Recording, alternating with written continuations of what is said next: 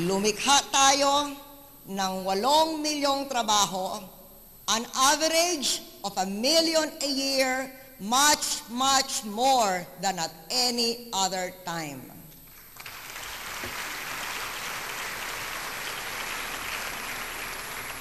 In sum, first, we have a strong economy and a strong fiscal position to withstand political shocks.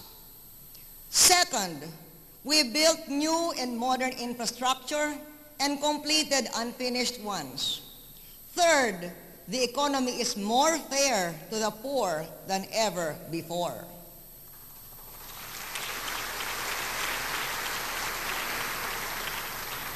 Fourth, we are building a sound base for the next generation.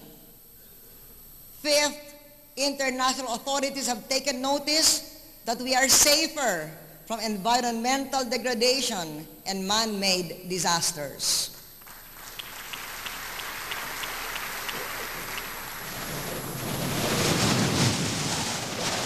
As a country in the path of typhoons and in the Pacific Rim of Fire, we must be prepared as the latest technology permits to anticipate natural calamities when that is possible, to extend immediate and effective relief when it is not.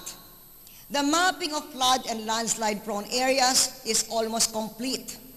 Early warning forecasting and monitoring systems have been improved with weather tracking facilities in Subic, Tagaytay, Mactan, Mindanao, Pampanga.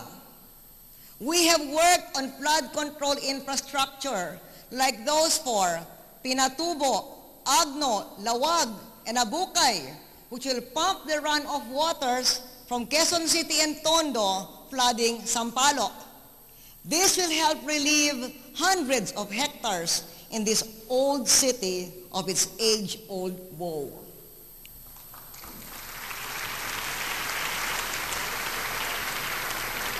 Patuloy naman yung Kamanava, dagdag sa Pinatubo, Iloilo, Pasig Marikina, Bicol River Basin at mga river basin ng Mindanao.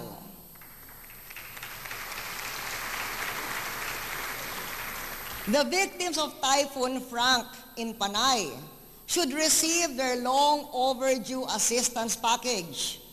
I ask Congress to pass the snitch law.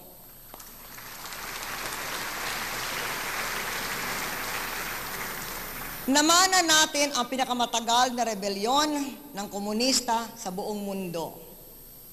Si Leo de la Cruz, isa sa 12,000 rebel returnee. 16 pa lang siya nang sumali sa NPA.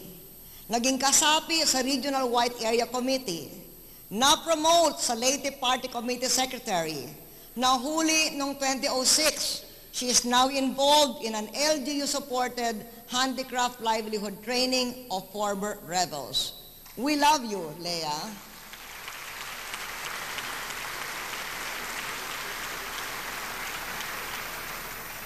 There is now a good prospect for peace talks with both the Communist Party of the Philippines and the MILF, with whom we are now on ceasefire.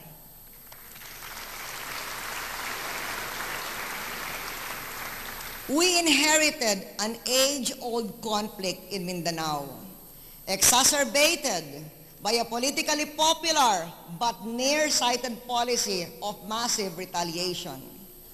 This only provoked the other side to continue the war. In these two internal conflicts, ang tanong ay hindi, sino ang mananalo? Kung hindi, bakit pa ba kailangan maglaban ang kapwa Pilipino tungkol sa mga isyu na alam naman nating lahat na di maluluta sa dahas at mareresolba lang sa paraang demokratiko?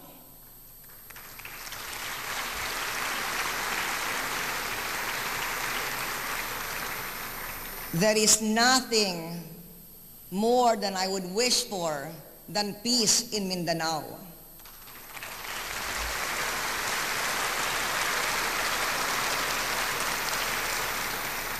It will be a blessing for all its people, Muslim, Christian, and Lumads. It will show other religiously divided communities that there can be common ground on which to live together in peace, harmony, and cooperation that respects each other's religious beliefs.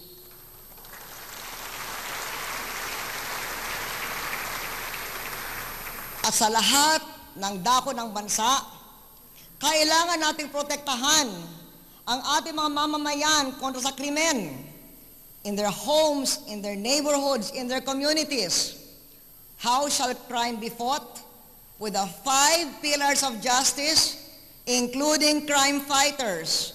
We call on Congress to fund more policemen on the streets.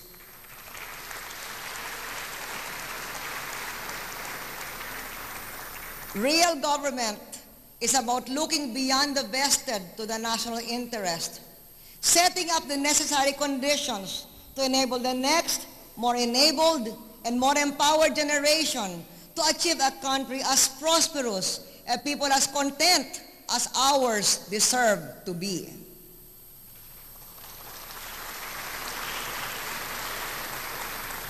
The noisiest critics of constitutional reform tirelessly and shamelessly attempted cha-cha when they thought they could take advantage of a shift in the form of government. Now that they feel they cannot benefit from it, they oppose it.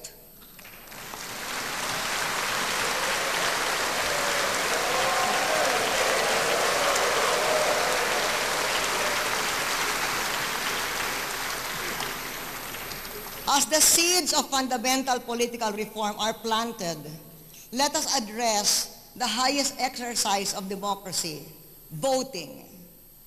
In 2001, I said we would finance fully automated elections. We got it thanks to Congress.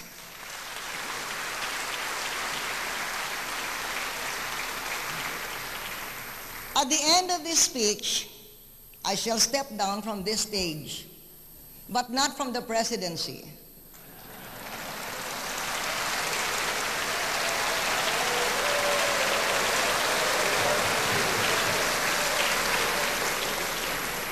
My term does not end until next year.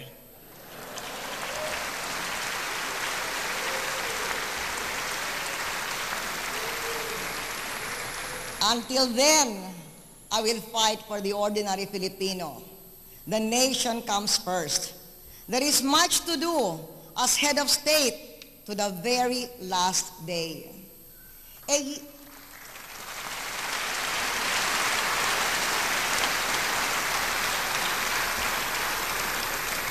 A year is a long time.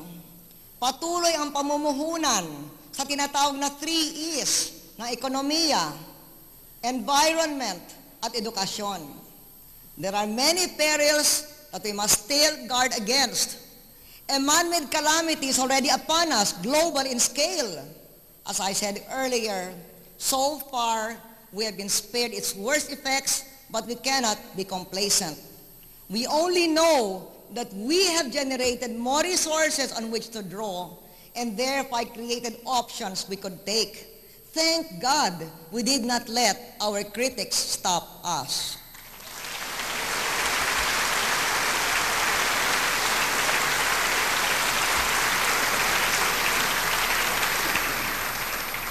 As the campaign unfolds and the candidates take to the airwaves, I ask them to talk more about how they will build up the nation rather than tear down their opponents.